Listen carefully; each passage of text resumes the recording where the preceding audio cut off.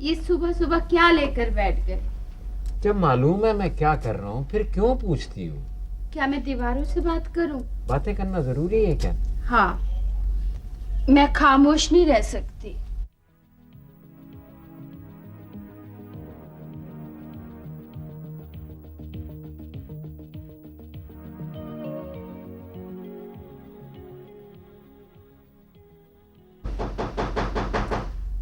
देखो तो जरा कौन आया है।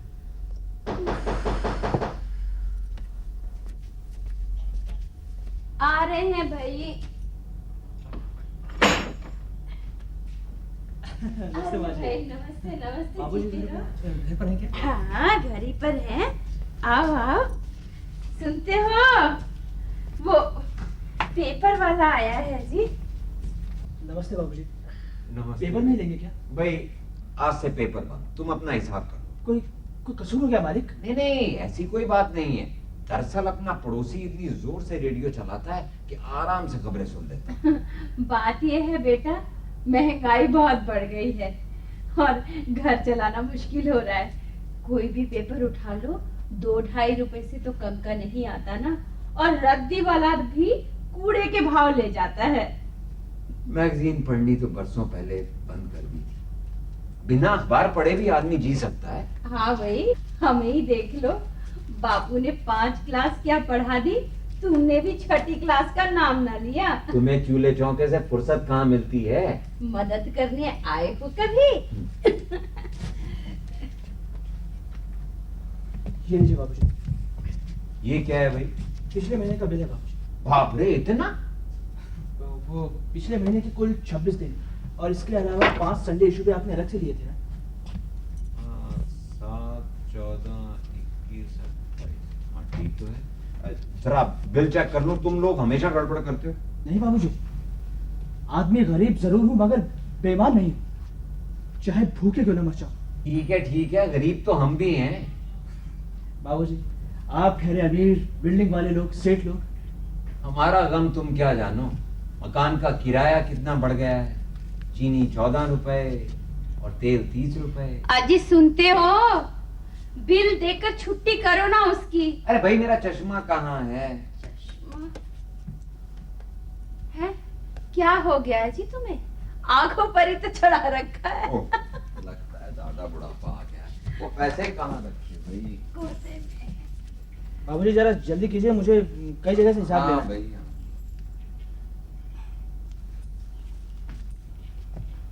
ये लो। जी। माफ कीजिएगा बाबूजी, वो 50 मिनट छुट्टे नहीं है। कोई बात नहीं, तुम ही रहने रख दो। लो बेटे, तुम ही रख। नहीं नहीं बाबूजी, मैं कल दे दूंगा। किसी के 5 पैसे तो मुझे बोझ लगते हैं। अच्छा, इतनी खुददारी है तुम में? बीए पास हो बाबूजी, नौकरी के लिए कई जगह धक्के खाए, आखिरकार पेपर वाला बन गया। जब तक अपनी एजेंसी न खोल लूं, चैन से नहीं बैठूंगा। वह बरकुरदार, हौसला बुलंद रहे। मगर आप जैसा एक अच्छा और पुराना ग्राहक छोड़ दिया बाबूजी, इसका मुझे दुख है। इससे रिश्ता थोड़ी ही टूटेगा। तुम कभी कभार आ जाया करो। सच कहता हूँ बाबूजी, आप जैसे भले इंसान कहाँ मिलते हैं। ये तुमने कैसे मान लिया? कितने सालों से जुड़ा रहा हूँ आपसे, पता नहीं क्यों एक अपनापन सा मिलता है यहाँ पर आकर। आज तक एक चाय नहीं पिला सके और तुम फिर भी। तो इसमें क्या फर्क पड़ता है बाबूजी? इस शहर में 2 मीठे बोल भी कौन बोलता है? ठीक कहते हो बेटे। अब फिर ना जाने तुमसे मुलाकात कब हो। आज तुम चाय पी कर ही जाओ। अरे नहीं नहीं नहीं बाबूजी, ऐसा है कि आज मैं जल्दी में हूँ, फिर कभी फुर्सत से आऊंगा। हाँ देखो मेरी इतनी सी बात नहीं मानोगे? अरे दुलारी, जरती हो जरा चाय तो बना के लाना। नहीं बाबूजी, क्या है कि मैं अपना संकल्प नहीं तोड़ सकता। आप प्लीज बुरा मत मानिएगा। लेकिन बेटा मैंने तो चाय रख दी। माजी मैं माफी चाहता हूँ। दरअसल बेरोजगारी से जूझते जूझते चाय छूट गई मेरी। कितना आदर्श लड़का है। बाबूजी, आप मुझे भी अपने बेटा ही समझिए ना। और अगर मेरे लिए कोई भी काम हो कभी भी, तो आप निसंकोच मुझसे कह सकते हैं। बेटा ने कहा, यही हमारे लिए बहुत है। बेटा आजकल दुनिया में लोग शब्दों से नहीं कह पाते हैं और तुम तो कुछ करना चाहते हो। बाबूजी, एक बात कहूं आपसे? नहीं, ये नम्र सुझाव है मेरा। आप पेपर लेना बंद मत कीजिए। एक लंबे अरसे से देखता रहा हूं मैं, अखबार से कितना लगाव है आपको। लगाव तो बेटा जिंदगी में बहुत सी चीजों से होता है, कहाँ मिल पाती हैं वो सब की सब। अच्छा, अगर आप बुरा ना माने तो मैं इंतजाम कर दूंगा अपनी तरफ से। हाँ। नहीं नहीं बेटे नहीं, ये मुमकिन नहीं। और फिर क्या होता है आजकल के अखबारों में? हिंसा, लूटमार, बलात्कार, दुर्घटनाएं, सत्ता के दलालों के भ्रष्टाचार, पढ़कर हमारी संवेदना ही बांझ हो जाती है। ज्यादा सोचकर हम अपना ही अहित कर बैठते हैं। बेटा, इनकी बातों पर ज्यादा ध्यान मत देना। आजकल जरा हाथ तंग है, इसीलिए। माँ जी, मैं ऐसा थोड़ी कर रहा हूँ आप। मैं सब समझती हूँ, बस 2 ही महीने की तो बात है, फिर शुरू कर देंगे अखबार। जो काम हम वर्तमान में कर सकते हैं वो क्यों ना करें। माँ जी, मैं ऐसा करूंगा, संडे का इशू आपके यहाँ डाल जाया करूंगा। नहीं नहीं बेटा, नहीं नहीं, तुम्हारे बाबूजी उसूलों के बहुत पक्के हैं। जो बात कह दी सो कह दी, मानो पत्थर पे लकीर। अच्छा, मैं बीच का रास्ता निकाल लेता हूँ माँ जी। हाँ, क्यों परेशान होते हो? यही पास में जो सब्जी मार्केट है ना, वहाँ लाइब्रेरी है, वहाँ जाके पढ़ाया करेंगे। नहीं नहीं नहीं माँ जी, ये बहाना बिल्कुल नहीं चलेगा। मैं ऐसा करता हूँ, संडे को ले आऊंगा ढेर सारे अखबार, ठीक है? इस तरह तुमने चाय ना पीने का पवित्र संकल्प किया है ना, उसी तरह मैंने भी अखबार ना खरीदने का संकल्प किया है, यही ना? ठीक है बाबूजी, जैसे आपकी मर्जी।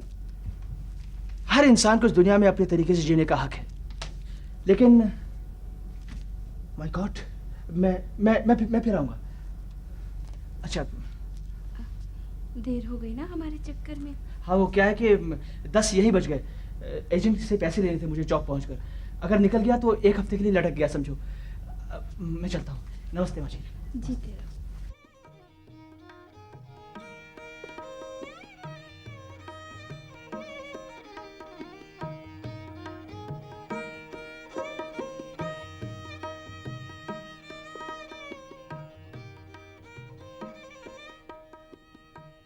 मुंह लटक गया था बेचारे का। ले ही लेते उसका अखबार तो क्या फर्क पड़ता। उसके सामने तो बड़ी सिद्धांतों की बातें कर रही थी, उसके जाते ही मुझे कमजोर बना रही है। भाई देखो, जो मेरी समझ में आया सो मैंने किया। हाँ, बात तो तुम्हारी ठीक है।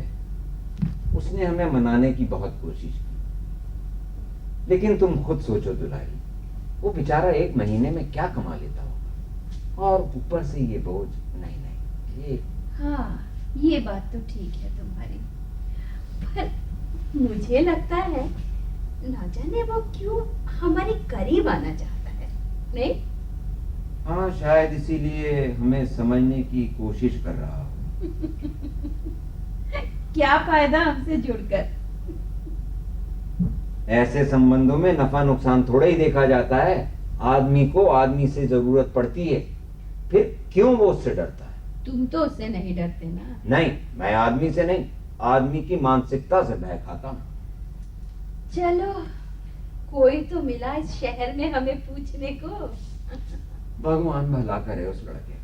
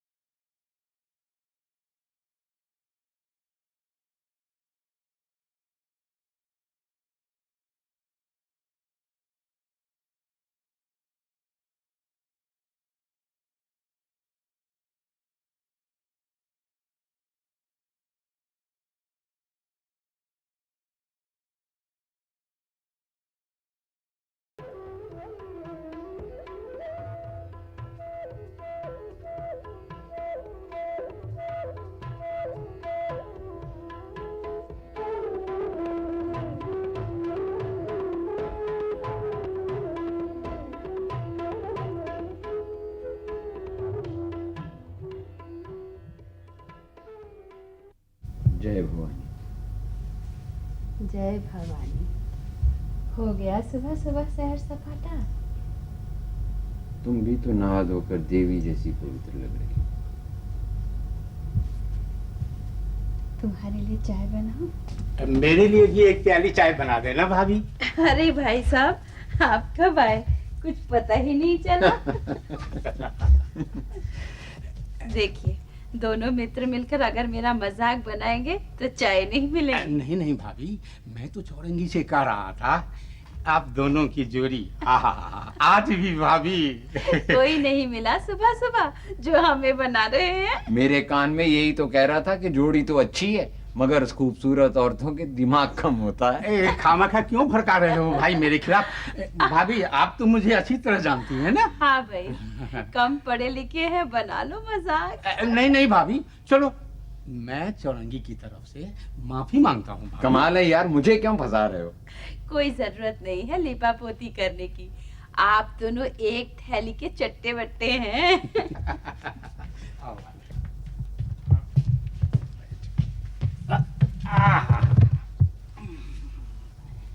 हाँ भाई, आज का अखबार देना, कल भी नहीं पढ़ सका। कमाल करते हो यार, तुम भी आते ही अखबार की रट लगाते हो। यार कोई हालचाल पूछना चाहिए, कोई इधर उधर की बातचीत करनी चाहिए। अरे भाई ये बात दरअसल बरसाती भाई, बात ये है कि इस महीने से हमने अखबार लेना बंद कर दिया है। बंद कर दिया? अरे भैया, इतनी बचत करके क्या करोगे? भाई दुनिया में खाली हाथ आए थे और खाली हाथ ही जाना पड़ेगा। हाँ, रिटायरमेंट के बाद बंदी मंदाई पेंशन मिलती है। हाँ। बचत नहीं करेंगे तो घर कैसे चलेगा? भैया मैं तो तुमसे 5 साल पहले ही रिटायर हो गया। पर देखो। पर क्या, बाप पर कर्जा लदवाकर बीवी के साथ विदेश में बस जाने वाली निकम्मी औलाद तो पैदा नहीं की तुमने। सॉरी चौरंगी भाई, मेरा ये मतलब कतई नहीं था। तुम्हारे राकेश के बारे में हर हमेशा मेरे दिमाग में यही सोचता रहता। हाँ यार, जिंदगी भर ना तो सैर सपाटे किए, ना होटल रेस्टोरेंट में गए, यहाँ तक के पान बीड़ी से भी दूर भागता रहा हूँ मैं। फिर वही पुराना राग आलापना शुरू कर दिया तुमने। पर चौरंगी, अरे कैसे छोड़ दूं, यहाँ तो पल पल भारी पड़ रहा है। पर चौरंगी, जीवन में इन्हीं मुश्किलों से तो लड़ने के लिए हम लोग यहाँ पर आए हैं। पर यार अब मैं बहुत थक गया हूँ, रियली रिटायर होना चाहता हूँ। नहीं नहीं बंधु, जब तक जियोगे आराम नहीं मिलने वाला है भाई। हाँ ये बात तो है, जब भव सागर में कूद पड़ा हूँ आखिरी सांस तक तैरना ही पड़ेगा।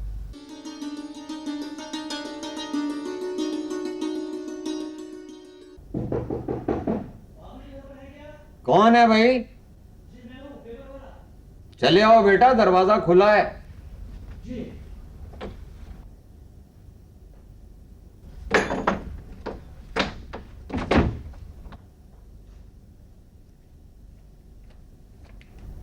नमस्ते बाबूजी।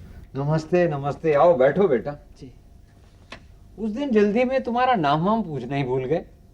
जी, वो मैं खुद ही अपना असली नाम भूल चुका हूँ बाबूजी। पेपर वाला ही मेरा अस्तित्व बनकर रह गया है। न जाने क्यों अब यही नाम मुझे अच्छा लगने लगा है। व्यवसाय का जीवन पर कुछ ना कुछ असर तो पड़ता ही है। वैसे भी काबिलियत के हिसाब से नौकरी कहाँ मिल पाती है। वो माँ जी कहाँ है? किसी जरूरी काम से बाहर गई हैं, अभी आती ही होंगी। तुम्हें बहुत याद करती हैं, खासकर तुम्हारी खुददारी को।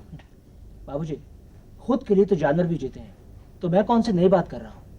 विदेश जाकर पैसा कमाने की बजाय अपनी जमीन पर स्वाभिमान से कोई भी काम कर लेना ज्यादा अच्छा है बेटा। बाबूजी, आपका बेटा भी जरूर किसी अच्छी पोस्ट पर होगा। हाँ। शरबत चलेगा बेटे? बाबूजी, वो चाय ना पीने का ये मतलब तो नहीं है कि विकल्प के तौर पर दूसरी और आदतें पाल लो। तुम्हारे विचार कितने अच्छे हैं। आज की दुनिया में इज्जत तो तभी होती है ना बाबूजी, जब आदमी के पास स्टेटस हो, बड़ी नौकरी हो। नहीं बेटा नहीं, ये जरूरी नहीं है। ये दुनिया आज भी अच्छे लोगों की वजह से टिकी हुई है। नहीं बाबूजी, आज की दुनिया में सिर्फ पैसा ही देखा जाता है।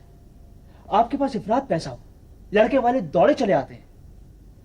आज हर इंसान बिना मेहनत के धनवान बनना चाहता है। इसीलिए तो आजकल आर्थिक अपराध। तुम्हारे शादी हो गई बेटे? कोई और बात कीजिए ना बाबूजी। क्यों, ये वर्तमान से जुड़ा प्रश्न नहीं है क्या? बेशक है, मगर उससे जरूरी है कैरियर और फिर रहने की समस्या। आप जानते हैं बाबूजी कि मैं आज भी अपने 5 दोस्तों के साथ मिलकर एक छोटे से फ्लैट में रहता हूं। न जाने कब तक, कितने सालों तक ऐसे गुजारा करना पड़े।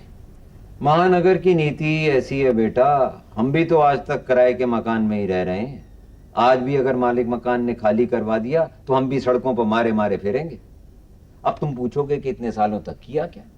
हालात ही कुछ ऐसे खराब रहे कि एक रिहायशी प्लाट तक ना खरीद सके। न कल साधन थे ना आज है। पुरुषार्थ भी काम ना आया, एक आशा की किरण थी वो भी। बाबूजी, गीता में भी कहा गया है ना कि कर्म करो मगर फल की इच्छा बिल्कुल मत करो। हाँ बेटा, सारी जिंदगी गीता ही पड़ी है, लेकिन अब उससे मुक्ति चाहता हूँ। बाबूजी, क्या आपको अखबार पढ़ने की इच्छा नहीं होती है?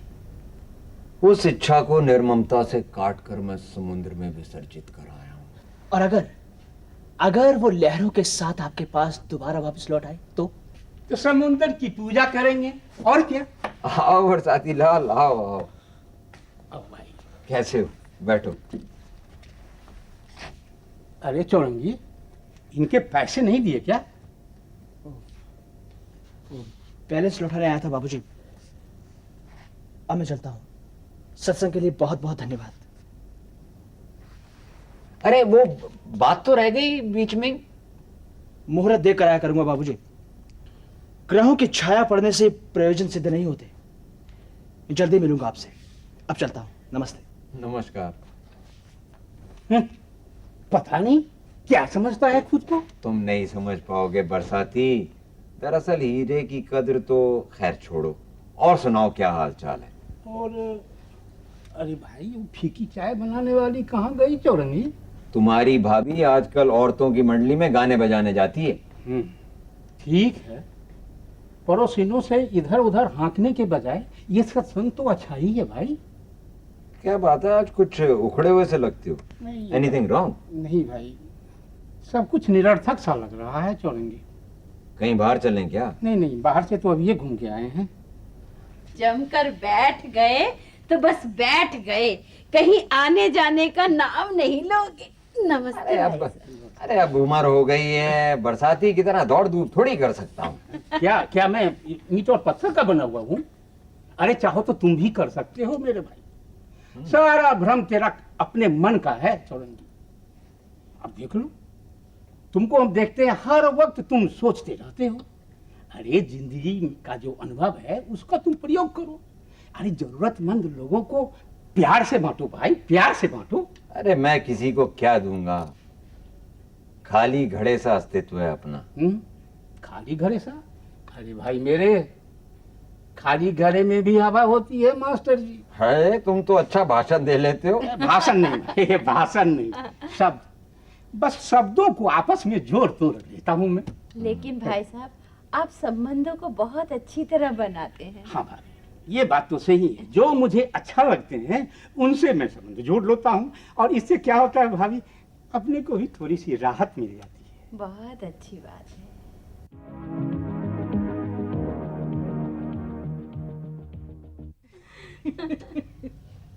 राकेश की चिट्ठी आई हुई? आते ही रहता है। कैसा है? ठीक ही है। अपनी मेम के साथ आता होगा, या फिर आप उसके पास जा रहे हैं? ना वो आ रहा है ना हम जा रहे हैं। क्यों? क्योंकि उसके वहां रहने में ही मेरी संतुष्टि है। ये बात तो ठीक है बहन, लेकिन माता पिता का अपने बेटे के पास तो आना ही चाहिए ना। क्यों? क्यों आना चाहिए? जो व्यक्ति अपने प्रियजनों को छोड़कर किसी दूसरी जमीन पर पांव रखता है, कितनी उथल पुथल से गुजरता होगा वो। नए लोग, नया शहर, नया वातावरण। अभी नाव किनारे पर लगी भी नहीं होती कि हवा के झोंके आने लगते हैं। अगर वो वहां पर खुश है तो हमें भी यहाँ कोई खास परेशानी नहीं है। तो फिर हम क्यों अकारण उसकी रची बसी जिंदगी में जाकर बाधा बनकर खड़े हो जाएं? फिर भी अपने बच्चे से खुशहाली की उम्मीद तो होती है ना। मुझे कोई उम्मीद नहीं होती। मैं जानती हूँ ये इच्छा और उम्मीद ही अपने दुखों को बुलावा देना होता है। मैंने ज्ञान विज्ञान तो पढ़ा नहीं है बहन, लेकिन इतना जरूर जानती हूँ कि जो इंसान इच्छा के सहारे जीता है वो अपने दुखों को बुलावा देता है। बस। तुम्हारी बातें तो महाराज के प्रवचन जैसी लगती हैं। वो सब मैं नहीं जानती प्रवचन जैसी लगती है या नहीं। बस मैं इतना जानती हूँ कि मैं सीधी सादी गृहस्थन औरत हूँ। नमस्कार भाई साहब। नमस्ते शकुंतला बहन, क्या बात है आजकल तुमने पड़ोसियों का हालचाल पूछना ही बंद कर दिया? नहीं भाई साहब, ऐसी बात नहीं है। वो क्या है, चोपड़ा साहब गए हैं पंजाब और विक्की भी यहाँ नहीं है, इसलिए घर से निकलना होता ही नहीं है। तो आप भी आजकल हमारी तरह हो गई हैं, अकेली। कुछ दिनों की बात है भाई साहब, फिर तो ये लोग लौट के आएंगे सर। सो तो है। अच्छा जोलारी बहन, चलती हूँ। मेरा मर्तबान। आप बिल्कुल चिंता मत करो, इसे धूप में रखा करूंगी और धूप ढलते ही छांव में।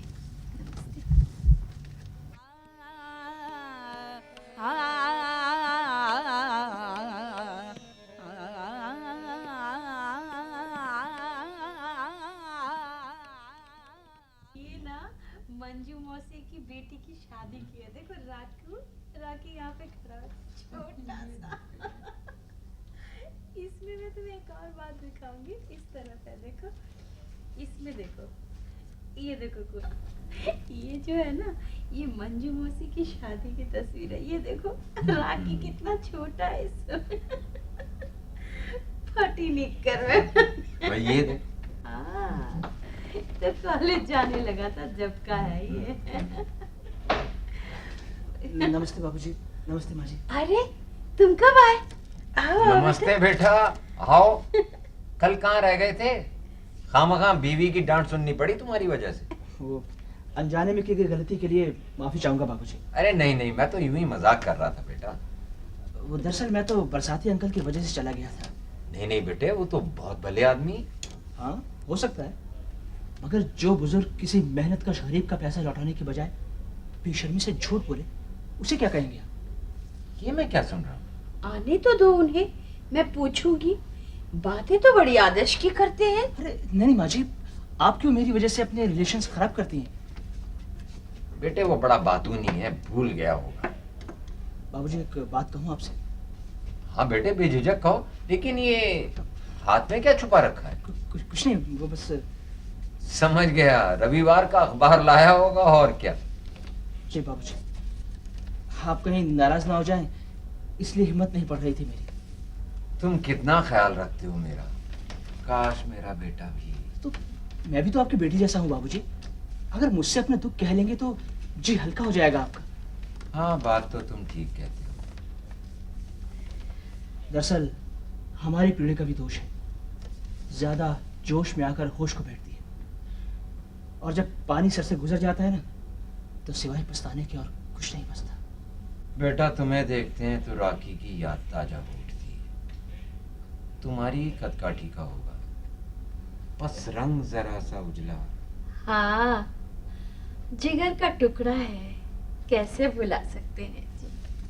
हाँ कहते हैं दिल की आवाज सच्ची होती है, फिर क्यों नहीं सुनता वो? यहाँ था तब भी कौन सी सुनता था। अब तो गोरी मेम की सुनता होगा।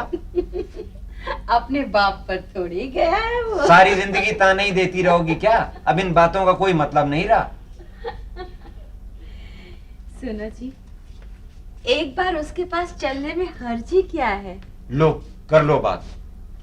मैं हर महीने पेंशन लेने ट्रेजरी जाने के लिए रोता रहता हूं, और ये फॉरेन जाने के लिए कह रही हैं। जानती हो यहां से कनाडा जाने के लिए एक आदमी का टिकट कम से कम 30-40 हजार का होगा, और फिर पासपोर्ट, और फिर वीजा के लिए एम्बेसियों के चक्कर।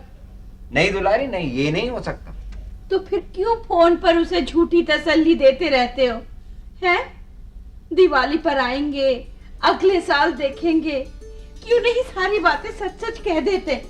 यही तो मुश्किल है, उसको खुल के कह भी तो नहीं पाता। औलाद चाहे कितनी ही बुरी क्यों ना हो, एक बार उसकी रची बची जिंदगी देखने को मन करता है।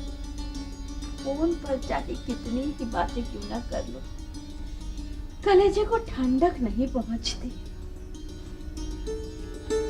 माँ का दिल कितना विशाल और गहरा होता है, ये मुझे आज पता लगा। उसका भी तो कोई फर्ज बनता है हमारे लिए। उसका भी तो जी करता होगा हमें मिलने को। कम से कम हमारे आने जाने की टिकटों का ही इंतजाम कर दे। पता नहीं क्या हो गया उसको। तुझे पता है बेटे, बचपन में बहुत भोला भाला था, बिल्कुल कंगारू के बच्चे की तरह छाती से चिपका रहता था वो। पढ़ने में बहुत होशियार था मेरा लाल। वो तुझे क्या बताऊं, जब बड़ा हो गया, कॉलेज जाने लगा, तब भी कभी भी मुझसे पूछे बगैर घर के बाहर कदम नहीं रखता था। वो तो बुरा हो उस राम बाबू दलाल का। अब रहने भी दो राखी की माँ। तुम्हें मालूम है पुरानी बातों से मेरा ब्लड प्रेशर बढ़ने लगता है, फिर तुम ही भागती फिरोगी इधर उधर परेशान होकर। यही शेयर बाजार में उसका दफ्तर था। वो पढ़े लिखे नौजवानों को विदेशों में नौकरी दिलवाने का काम किया करता था। राखी भी उसके चक्कर में आ गया बेटा, और लड़ झगड़ कर बाबूजी से 20,000 रुपए ले गया। अब छोड़ो भी राखी की माँ उन बातों को। कनाडा में इंजीनियर की नौकरी दिलवाऊंगा, ऐसा कहता फिरता था वो राम बाबू दलाल। एजेंट से पासपोर्ट का कागज पाकर तो जैसे हवा में उड़ने लगा था। यहाँ रहे तो भूखा मर जाएगा। 1 महीने में सामान बांध कर चला गया।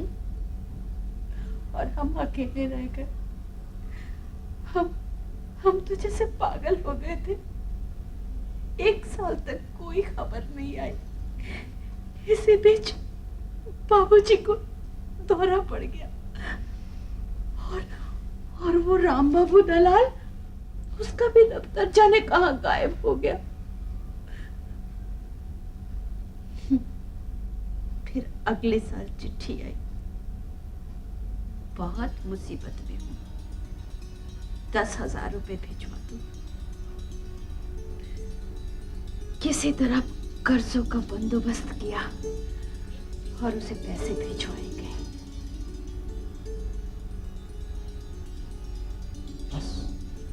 बस कीजिए माँ जी, मैंने बिना वजह आपका दिल दुखी कर दिया। बेटे, जब इतनी जगहसाई हो चुकी है तो तुमसे क्या छुपाना। आप जितना अच्छा और लायक समझते हैं ना मुझे, उतना हूं नहीं मैं। तो जैसा भी है बहुत अच्छा है। कम से कम अपने देश में है, अपने माँ बाप की आंखों के सामने है। उसने हमें कहीं का नहीं रखा, किसी विदेशन से ब्याह रचा लिया, हमें खबर तक नहीं दी। नाक कट गई हमारी बिरादरी में। हमने वहां आना जाना भी छोड़ दिया, बहुत अकेले पड़ गए। अपने आप को इतना बेसहारा मत समझिए बाबूजी, मैं हूं ना। तो ठीक कहता है, सारे बेटे तो श्रवण कुमार नहीं हो सकते ना। जाने क्यों तू मेरी ममता को खींचता है रे। अगर आपके चरण छूने की इजाजत मिलेगी तो मैं अपने आप को धन्य समझूंगा। हमारे आशीर्वाद में इतनी ताकत कहाँ है अब। ये तो आशीर्वाद लेने वाला ही जानता है, और फिर अगर मेरे कर्म बुरे होंगे तो मुझ तक आपका आशीर्वाद कैसे पहुंचेगा बताइए। बेटा, तुम्हारी बातें सुनकर चित्त को बड़ी शांति मिलती है। बाबूजी, कहते हैं कि एक तुच्छ सा कीड़ा भी फूल की संगति पाकर भगवान की पवित्र मूर्ति पर चढ़ाया जाता है। देख बेटे, ना तो तू चाय पीता है और ना नाश्ता करता है, लेकिन आज मैं तेरी एक नहीं सुनूंगी। तुझे हमारे साथ भोजन करके ही जाना पड़ेगा। वो माँ जी सुनिए तो सही, कहते हैं कि प्रेम से मिले अन्न को मना नहीं करना चाहिए, मगर आपकी भरपूर दुआ से 2 टाइम का भोजन बनाकर ही घर से बाहर कदम रखता हूँ, और फिर दिन भर मस्त रहता हूँ। तुम तो कमाल के लड़के हो भाई। क्या सारी जिंदगी तपस्या में ही गुजार दोगे? बाबूजी, कहते हैं कि अपना काम खुद करने की आदत से संघर्ष करने की ताकत मिलती है, क्योंकि मैं अचानक मिलने वाली सफलता में विश्वास नहीं रखता। तुम कहाँ के रहने वाले हो बेटे? महाराष्ट्र का हूं माँ जी। घर पर और कौन कौन है? सभी हैं, यानी आप जैसी उदार हृदय वाली माँ, बाबूजी जैसा संवेदनशील पिता, 2 विवाहित बहनें, एक बड़ा भाई और मैं सबसे छोटा जिद्दी। घर वालों से लड़कर यहाँ चला आया हूं। तुम ऐसा करो, गांव वापस चले जाओ और अपने माँ बाप से माफी मांग लो। कैसे माफी मांगू माँ जी, जबकि मैं जानता हूं कि मेरी वजह से उन्हें पूरे गांव के सामने नीचा देखना पड़ा। इस पीड़ा का दंश मुझे बार बार कचोटता रहता है। मैंने अपने घर वालों को दिल बहुत दुखाया है माँ जी।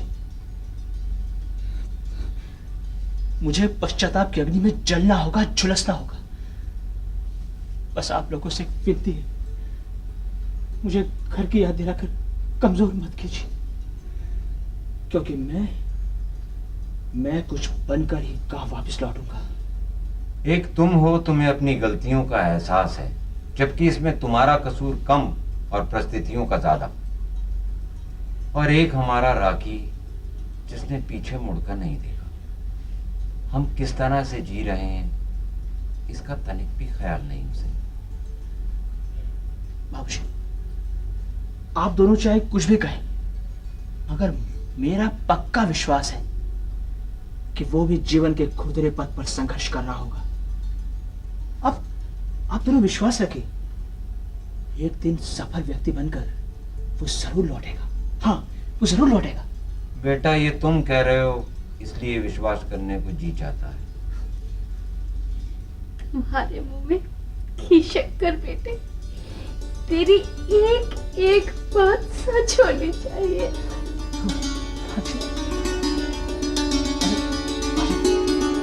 लगता है मुझे चलना चाहिए, बहुत देर हो गई। मगर हाँ, जाने से पहले एक बात फिर आपसे कहना चाहता हूँ। कहो बेटे। बाबूजी, मैंने आज तक आपसे कुछ नहीं कहा, मगर मैं हमेशा आप में अपने पूज्य पिताजी का अंश देखता आया हूँ। हम भी तो आपको तुम्हें अपना बेटा ही समझते हैं। हाँ हाँ, तो फिर आप क्यों नहीं अपने इस बेटे की एक छोटी सी बात रख लेते? मैं अच्छी तरह जानता हूँ बाबूजी कि अखबार पढ़ना आपके दैनिक जीवन का एक अहम हिस्सा है। कुछ दिन पहले जब आप अखबार लेना बंद कर रहे थे, तो पता नहीं क्यों मेरे अंदर आपका एक अंश मर रहा था। उस वक्त मैं कुछ कह नहीं पाया था, क्योंकि आपका स्वाभिमान आड़े आ गया था। नहीं बेटा, ऐसा कुछ नहीं हुआ। मुझे क्या आपके हर रोज अखबार पढ़ने की इच्छा नहीं होती? इच्छा क्यों नहीं होती, लेकिन कुछ नहीं। आप सुबह सैर को तो निकलते होंगे ना? हर रोज मुझे अकेला छोड़कर।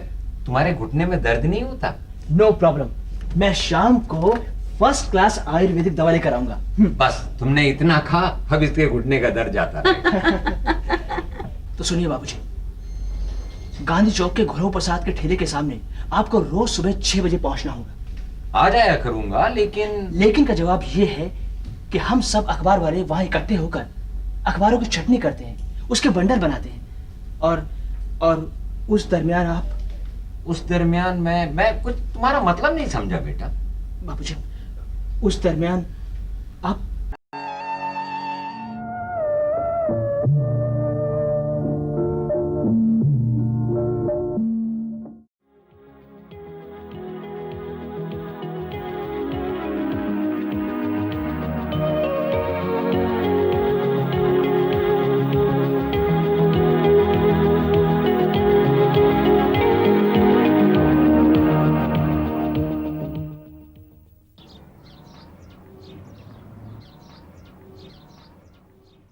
ये सुबह सुबह क्या लेकर बैठ गए?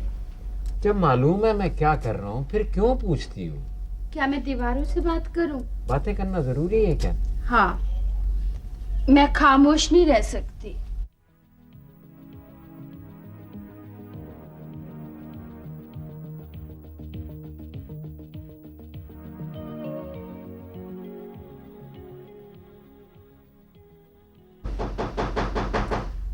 देखो तो जरा कौन आया है।